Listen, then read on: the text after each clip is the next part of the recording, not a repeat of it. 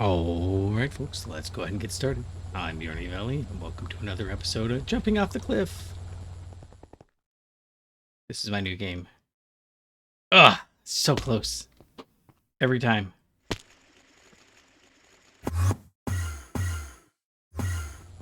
Every time I come over here. Oh, it always looks like it's gonna make it. I'm getting it about 1 in 10 times.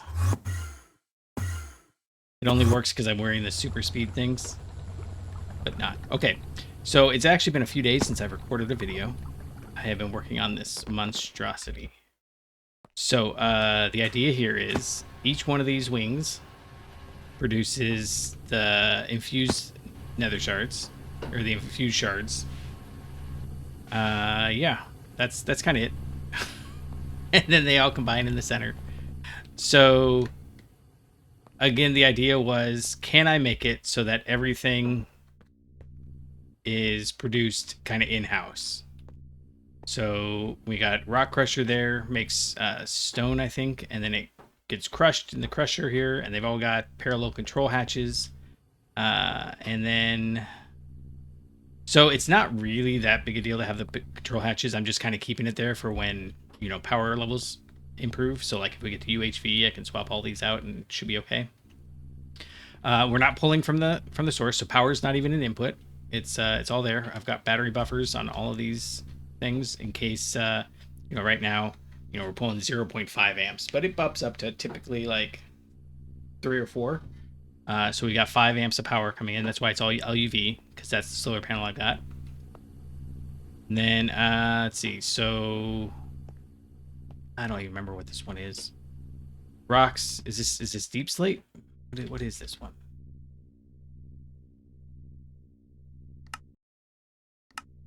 Yeah, this one's deep slate. So deep slate gets centrifuged to make fluorine, and then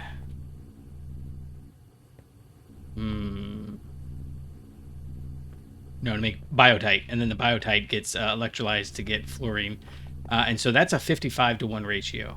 It's not great, but since I've got the control hatches, this basically never runs. Like it goes tick, and it's done. It's already made everything. I might have to put a second one on here, but so far it hasn't been an issue. Second, what are these called? Large rock crusher. And I set it up so obviously I can just put it on the top here. No, I didn't. I have to swap that out. And I thought about making this one EV output bus, but it's not that big a deal. Let's try to remember what else goes in here. It's fluorine and cobalt. So I played around with it a lot, and basically there was no reason to do anything else. We're getting cobalt now from cobaltite, which comes from cobaltite sludge dust, which comes from the first tier of ore processing from the ore miner. So I even thought about putting another ore miner up here and having it all come through that. It just wasn't worthwhile. There is one that I might do, and I'll show that here in a second. This side over here, same thing. We've got... This is actually the first one I did. So this one's kind of the neatest, the cleanest, or like most organized. So making stone, making lava. This one's actually probably going to be our slowest one, because the lava, man, it's so slow to make. No matter what, I've got it running ZPM, and it still takes 3 seconds for any of this to go. Luckily, I'm pretty sure it's once this machine casing runs, mixing glowstone with the lava, it makes like 32 end stone, and that's sufficient for the rest of this to go. But yeah, it's still pretty slow.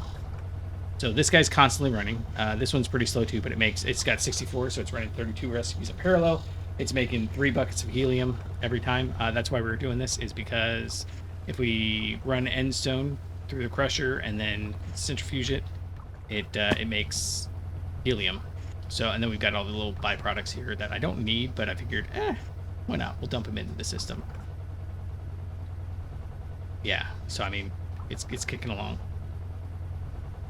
Let's see what else we comes over here. We have to import rhodium dust. That's what this machine here is for. Is it's the packer that drops the rhodium dust into what's it? And I've got the large packer so that we can. Realistically, it was so I could add. Is it over here or is it over? Oh no, it's over. It's over on the obnoxious side. So I can add the parallel control hatch. We don't need it because it's not running very often, hardly at all. But more importantly, because we've got the large one, we can use the energy hatches, and so I don't have to. I don't think I've got any single blocks up here, and that was very specifically so that I don't have to worry about it. But those 5 solar panels are enough to run all these machines. That's all 4 wings have their own little 5 solar panel cluster, and it's more than I need. This is probably the most energy intensive one because it's always running the lava production. But all of them are below 5 amps. Maybe one I think I saw was like every once in a while would pop up to 5.1 or something. But this one hardly, the rock crushing uses barely any power. It's like 512. This guy runs at 2 amps of LUV. So this is really the biggest one. Is the that's just constantly running. This uses, I think, a half amp. This one uses barely any. And then the parallel control hatches are nice because they also make that happen. Same thing here. It's centrifugal thing. It's using 10,000, which is less than half an amp. So that's fine. This one uses a full amp, but it's not running all the time. This machine here uses barely any. It's like, I think with tiering it up, it's using like 6,000, but that's like a quarter amp. No big deal. This is the extractor. All of them have an extractor. This line here, the extractor, the pipe, the chemical reactor, and this thing, the large electromagnet, and this autoclave. Those are all the same across all of them. They're just in slightly different positions based on how far the precursor line went. So like I said, they all run on 4 amps. And I thought about doing this all centralized. This is the thing that makes the Nether Star Shards into the energized Nether Star Shards. Right now, this is running, and I kind of go back and forth on how I should do this. It uses less than a half an amp, but what I found was that if I put a ZPM energy hatch on here, it wasn't getting enough power for some reason. It should be okay, but it doesn't seem to want to make that happen. So, yeah, I'm not entirely sure what that's all about. It's just only running 1 recipe at a time, not because it can't run more, but because it runs 34 if the output hatch is empty. And then this is the slowpoke in all of them. So I was thinking about going through and basically giving each one their own dedicated little cluster here and making it a 4 amp, but that's not really worth it just yet. I don't think. It might happen if we use way too many Nether Stars. I might do that, but for now it seems fine. And then this one here is, of course, the same thing. This is this one's got a tree farm. It's such a long precursor line. It's a tree farm leading into a pyrolysis oven to make the stuff, the stuff, charcoal. And then the charcoal gets crushed. Crushed charcoal gets electrolyzed into carbon, and then that's what gets mixed in here with sulfur. So sulfur's an input. They all seem to have one input that I couldn't fabricate. Sulfur we could do from a bunch of different places, but it just seems silly, so I didn't. And then all that leads into the autoclave making the fire infused shard. And then because they're so far away, I was trying to make sure I had enough space. And then this time I had too much space. So we've got this giant set of item pipes here. Lastly, we've got this guy here, which is the shortest one because water to make hydrogen. Hydrogen goes in here to make deuterium. Deuterium goes into here along with platinum.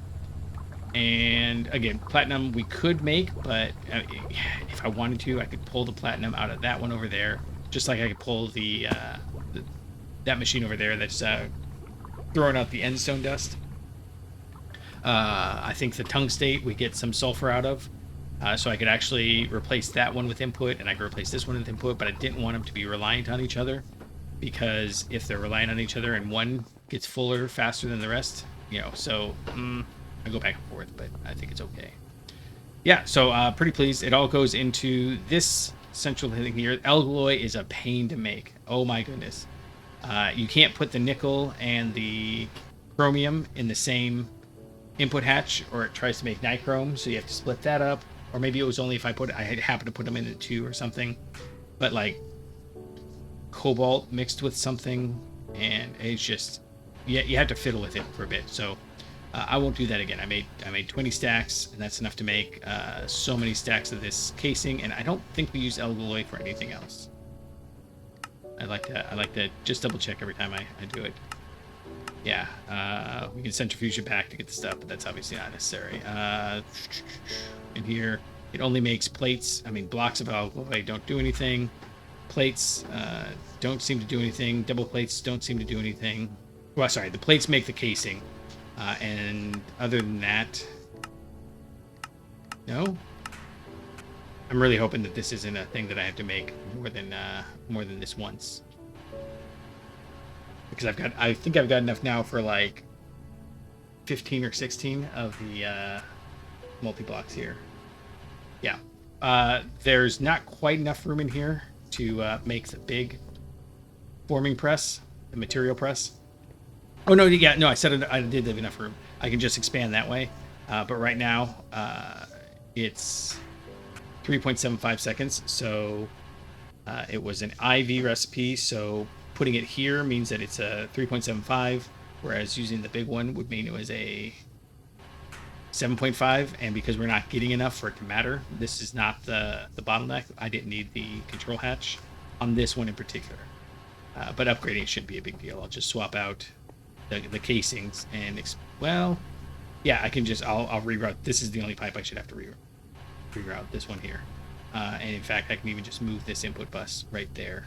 So that part's fine. Implosion compressor doesn't take any power. So these 4 autoclaves, they're all on the same power line. And I had enough left over. This doesn't take hardly any energy, I don't think. Let me just double check. Or maybe this was the 5th amp. Yeah, this is the 5th amp. So, and then the implosion compressor barely uses anything. All of that feeds into this guy here. This is the large material press, and I actually stole the one from my downstairs area because making this guy is a bit of a pain. You have to make an IV bender, compressor, forge hammer, and forming press in order to make this machine, and it's just kind of. It doesn't always like to work right away. I don't know exactly what the problem is, but so be it. I loaded it with 8 stacks of Nether stars, and we are now at we're at 835. So it's actually gone up by about 100 in the last hour. But it's feeding. I've got 1,600 shards, got 1,000 buffered here, and then it's also feeding the dimensional destabilizer every 75 seconds. So, not that big a deal, all said and done. This was the one area that I was thinking might have a little bit of improvement. The industrial TNT is piped in, and that's from downstairs where the old industrial TNT production was, and that took a lot of time. Actually, it was slowing up. It wasn't fast enough to keep up with. There's a live stream recently, I think, and we improved the speed of that one down there. So anyways, point is, I'm getting closer to being comfortable setting up Nether stars. I'd like this to fill, and that would be my buffer. And then I don't care if everything else kind of goes in here, because it should kind of split it, I'd like to think. I think so. If not, I'll move this up here and then put a robot arm on this guy here and tell it to split between the ender drawer and the input hatch. Anyhow, yeah, so it comes in here, it makes it smashes the Nether stars, they warp out to all the different areas again, and we complete the cycle. It's not fast. There's just no fast way to do it, and there's nothing you can do about it. This is really, in my opinion, the thing that's holding us back from automating anything higher tier, because we need so many of the emitters and LUV field generators. So I know I've spent a lot of time futzing with this, but there's just no faster way. You have to use the impure nether stars. To get the impure nether stars, you have to make these fire infused shards. And the fire infused shards, well, the elementally infused shards. This is the recipe we're doing, and it doesn't go faster. It's 6 seconds. I can make it go 1.5 seconds, which would actually really speed everything up. It would really speed everything up, but I'd have to redo everything. And we're kind of close enough to UV stuff that it's not a problem. If I fed it fire charges, I'm actually thinking about doing that. The problem is that the base chance goes down to 30, so you lose a third of your speed and only gain a quarter or 4 times speed. So overall, it's only like a 30% increase, and it's a huge logistical nightmare to get that done. The next upgrade is this guy here at UHV. We can make energized liquid blaze, which is just a heat chamber with blaze and liquid blaze fed to each other. I think we need to do this anyways, but it's such a slow recipe. It'll be 10 seconds to make 1 ingot worth of this, that this whole thing is super slow. The plus side is you never have to worry about the fact that it's only a 90% production rate, and you actually increase it at this step rather than the previous step. So maybe it's worth doing, but I think it's so slow because, oh, you know what? In fact, it takes 3 buckets to make this work. So it's 30 seconds at UV. I just don't think that that's worthwhile. It can't possibly be fast enough to be worthwhile. I'll take a look at it when we get there. All of them have the same heat chamber bit. And then lastly, the next one that we'll do, it's a long time away. And probably this is the best one, but I don't know. This one has an 80, you can double it at this stage. So being able to double it instead of slightly downgrade is probably worthwhile, I guess. I just don't know.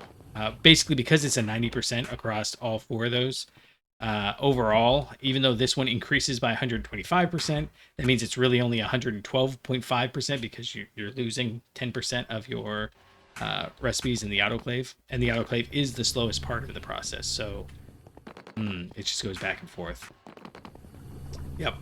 Anyways, I know I've spent a lot of time talking about this, but I mostly wanted to show that off. Can I get it? Did I do it that time? Oh, so look at that! I got it. It's ridiculous how much enjoyment I get from doing that. We get down here. I took out all of these, and then I've got these energized nether stars shards sitting here. I'm not sure what to do with them. I'm not sure what to do with these infused shards. I could probably dump them in the system, but then the whole thing's going to get unbalanced. I thought about increasing just the basalts. That's probably what I'll do at some point, if we decide we get to that point. We do have fair dinkum. In fact, I think maybe we'll take a moment.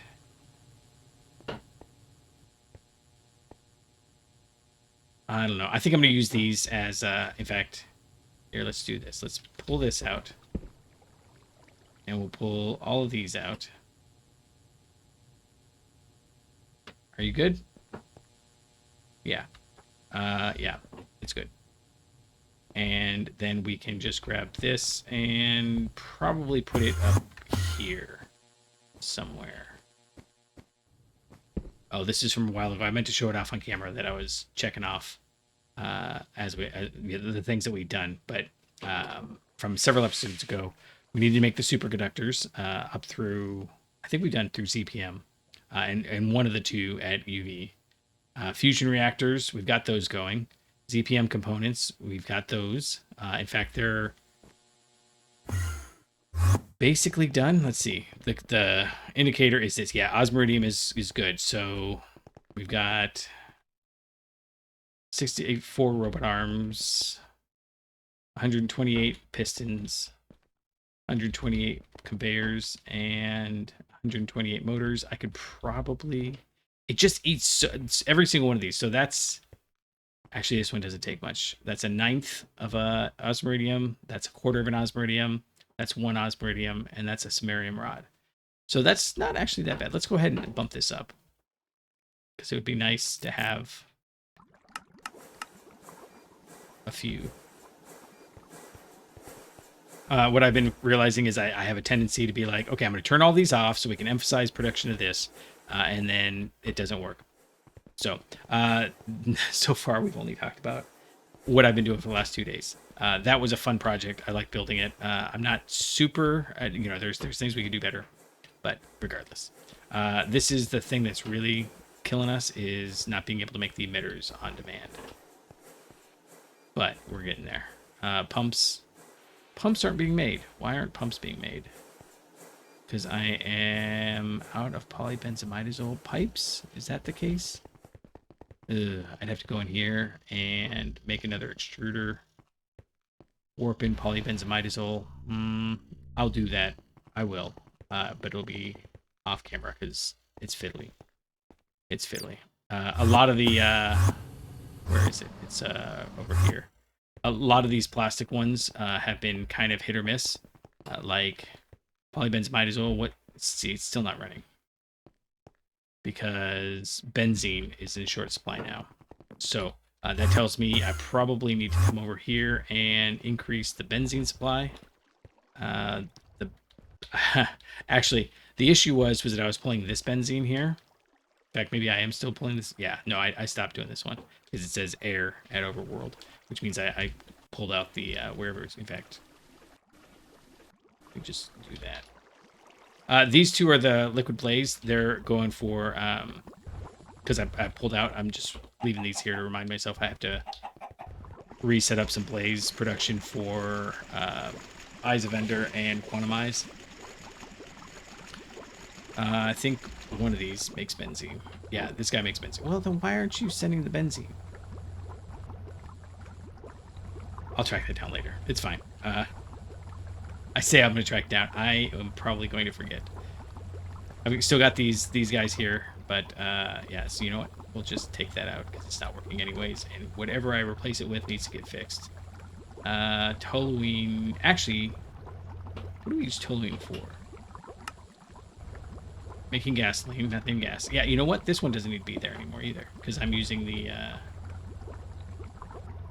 using this sender here. Oh, so what I was thinking is that I could set up another oil driller over at the Nether Star Maker and then just use a single distillery to pull out the toluene and not worry about any of the rest of these. It's just so high that I'm not sure whether it's worth it to make a whole big tower, but I could just make a single distiller, grab just the toluene, and then feed it in. It's just such a bad ratio that... Well, I guess this is only running at EV, so if I bumped it up to IV, LUV, it'd be okay. It'd be okay. Right, so today we are going to do at least some of the preliminaries for making... making the... Sorry, I'm laughing at my... Where am I going? Making some of the fusion reactor tubes. I think... Did I leave something in here? Oh, come on. I hate that I've got that there. No, I didn't leave anything in here. I did make a couple of these. And now I'm trying to remember what they... Oh, for the ZPM emitters. I did that off camera. So in here we do have... Oh, I made a bunch of processors because I needed to make them for the... In fact, we should probably pull these all out. This took forever to produce all of those. That's why I knew the benzene was out, because advanced capacitors were out. It was a whole... I'm glad I did that whole Nether Star thing off camera, because it was so much just fiddly. Oh, this thing's not working. Oh, okay. Well, this thing to make it was 3 stacks of processors. It's going to take 6,000 capacitors or something like that. It was 6,000 RAM chips. So I had to run them back and forth, and just there's so much fiddle. Right. So assembly line has got Fusion Reactor Mark II. So let's... Why do I have these on here? I think I must hit the button, the A button, while I'm sitting places. Yeah, I don't need that. I do need these. We need to make the advanced computation component here soon too, because we need a couple of parts. In fact, it's the in order to make the UV motor, it takes 32 CPU per chip. So we can avoid having to make the network switch and the bridging components for a little bit longer by doing that. Okay, we are working towards Fusion Reactor 2, and I have that on here somewhere, right? All the way over here. Okay, so in order to make this guy, we need to make fusion coil blocks, and these are not necessarily fun. They are a ton of bits and pieces, just LUV processors, which is nice. But I'd like to make 2 stacks of these. So the big deal, that's why we need so many, and this guy is so slow, and it needs so many nether stars that I'm gonna actually break this out. Oof. Makes me so nervous every time. And replace it with an ender drawer.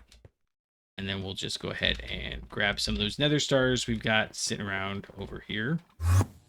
And like I said, I don't think we're going to get everything done today. You know, I'm going to go broke. We're going to do like 4 stacks. It was ivy, right? Yeah. I have a bunch of LUV. Oh, we can put it right here. That's what this is for. There we go. Okay, so you should be running, right? No. Why are you not running?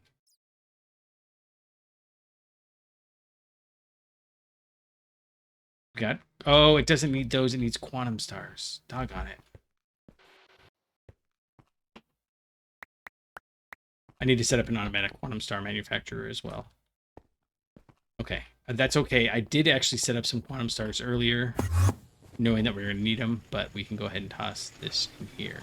It's a quarter of a bucket each, so I don't think that's enough to do all of them, but it'll be okay. We've got a few, he says.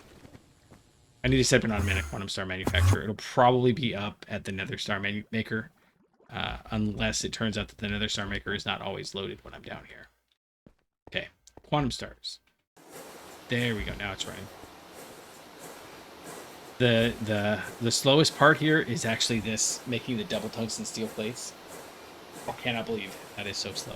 In fact, let's see if we can't speed it up just a touch. Shoop.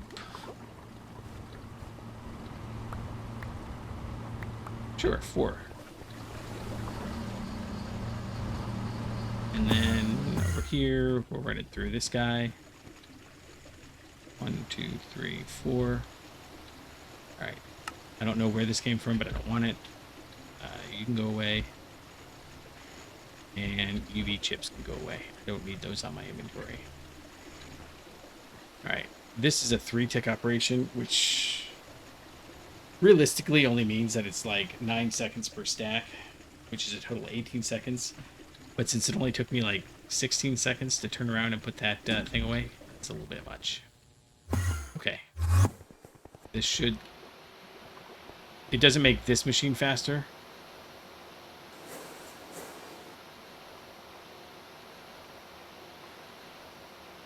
Oh, now we're slowed on the samarium arsenic oxide wire. Awesome. Okay, whatever. We've got... Oh, we need 2 stacks of these. Because I want to make 2 stacks. Oh, we need 4 stacks of these. Because we actually... Well, hold on. This makes 2. So for the first one, we need so many of these. Oh, no. All right, it's fine. It's fine. We'll see if we can get 4 stacks of IV field generators. They only take 1 quantum star each, so it just takes a little time. While we're waiting, let's go ahead and grab 2 stacks of IV pumps. And we're just going to run the whole collectathon. In fact, we come in here, and we're going to need a lot of these pumps. I'm going to go ahead and up this as well. So this will give us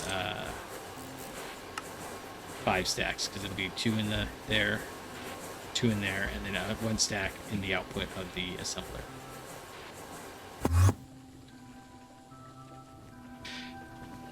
Don't put it in the extractor. Oh, no. I keep forgetting about that. Wait a second. I don't want it in this one. Sorry. This is the one I've been using most of the time because it's right by the warp gate. But this one is in the clean room, which I bet we need. It does. Okay, so we need small Naquita fluid pipes. Do I have those? I might have made... Nope. Okay. Naquita is easy enough. And then we needed 4 per. We get... So we need 8 stacks of Naquita. These are crazy expensive. Everything seems to get really crazy expensive when you start getting up to the tiers. We need to automate this. The problem is, and the reason why I'm not bothering to automate it yet, is because the second, literally the second that we get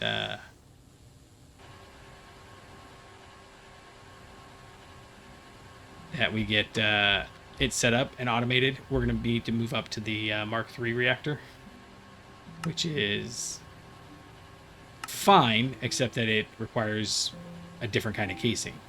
It's still fusion coil block, so that might be worth automating, but all the rest of this is different. So, yeah. In fact, fusion coil blocks. Oh, for lots of things. Fusion reactor. Dimensional finder. That's up in the Stargate territory. This is up in Stargate territory. Runic. This is Stargate territory. Stargate territory. This guy. Yikes. They like that component manufacturing. This is Draconic. And I have been getting some cryptic hints from Hyper about what's going to be involved in there. And I think he's going to be really amused when we get to that point. Vibration Laser Engraver is giant, but it's not for... Sorry. I'm laughing because I made the giant room for putting all these giant multi-blocks in forever ago. I mean, was it 100 episodes? It might have been 100 episodes ago. And I was like, it's right around the corner. And yeah, we've only just now gotten to the first one. Bacterial Runic Mutator. This is kind of cool. I really want to do that. Auxiliary Abusive Fusion Reactor. This is after the Stargate, I believe. And the big deal here is that I think it does Mark III recipes. It might just be Mark I. But you can put the parallel hatches on here. So it goes faster. Dreamlink nodes. Maybe. Oniric Relay is the upgrade of Dreamlink nodes, and Daydream Spire, I think, is the upgrade of that. But, point is, we need to have the fusion coil blocks automated at some point. So this one needs to get automated. Let's just take a look real quick. It's just an assembler in a clean room, but it's going to need to make pipes, get processors, make these iridium neutron reflectors. We need to make fusion glass. I've been doing that by hand, and it is not cool. Okay. Distracted. Let's European plates. I think I actually have European plates. Osmiridium, trinium. No, maybe not. Let's see. Ruridit and European plates. Okay, how many of these do we need? 4. Nope, we're not doing it that way then. We need 1, 2, 3, 4. 1, 2, 3, 4. But that does mean that we're making them, so when we automate it, we don't need to remake them, although we might. I'm getting a little tired of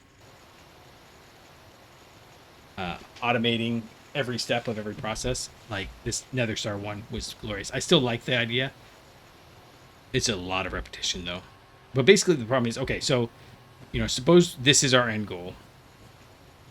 If we have 1, 2, 3 processes that all need to feed into this, and 1, 2, 3 processes that all have different inputs, it's fine. We can have 1, 2 inputs, and then 1 input, and then 1, 2 inputs into here.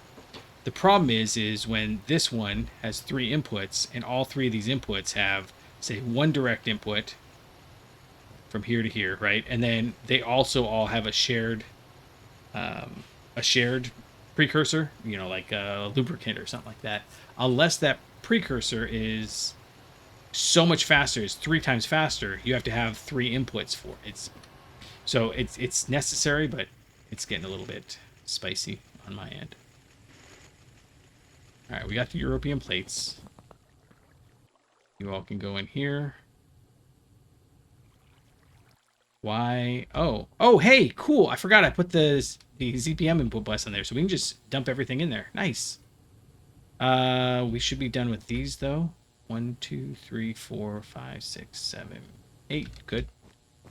I don't know if it's going to fit all of them, but that's really cool.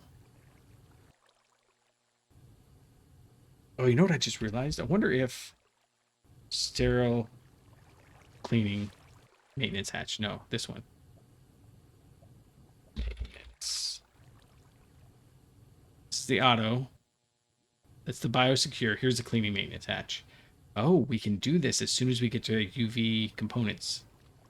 I mean, we won't need a ton of those, but that's going to be very nice. We can get rid of our some of our clean room requirements. Okay. We're making this though. We made that. We need 8 stacks of LED circuits, which are actually up here. Yeah.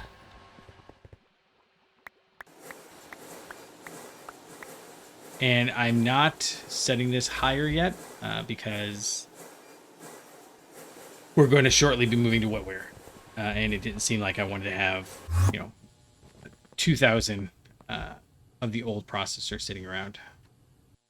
So you guys can go in here. And superconducting coil blocks. We need 2 stacks of the... Oh, no, I don't have any of those. Oh, no. Okay. I forgot that these are required. This is... Okay, this is not too bad. If we had enriched naquita, trinium, europium, duranide, the problem with that is, in order to make it, we need tritanium. And so we're kind of limping along at the ZPM method of making this, which is uranium, rhodium, dinaquidide.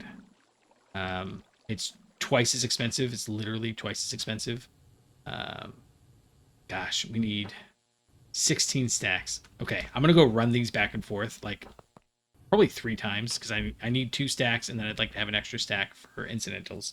So I'll be back in just a moment. Or, hear me out, I'm going to take a quick break, because this needs to process for a little while. I may need to have some more buffer involved here.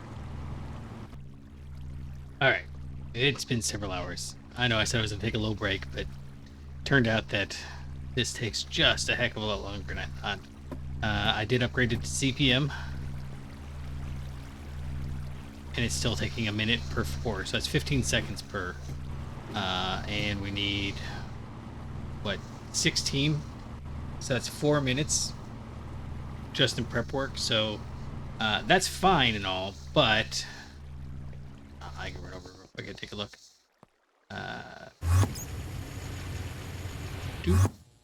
And then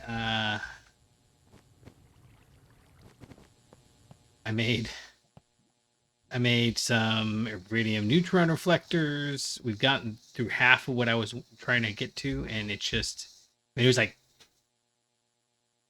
oh, I don't even know, 2.5 hours just to get to this point. Yeah. And then I needed that's not even counting the anyways, the point is that these neutron reflectors, I just made 4096 tin alloy, ran it through there, and that was only enough for 2 of those. That is crazy. So I need to do this. I need to set up an alloy blast furnace to just automatically make it. There's no way to do that otherwise. I mean, I'm literally running around the base with like several thousand dusts following me from my magnet. I'm just like imagining that as like a real thing. You're wandering around and you're just like coated in like 3 feet of metal dust. I mean, it would get places. It would be uncomfortable. Right, and then the other thing was up here. Even when I get all that stuff done, we're not going to be done because this wire mill, the samarium iron arsenic oxide, for some reason the helium wasn't going in there, so I had to reset all of that. Oh, I know what it was. It was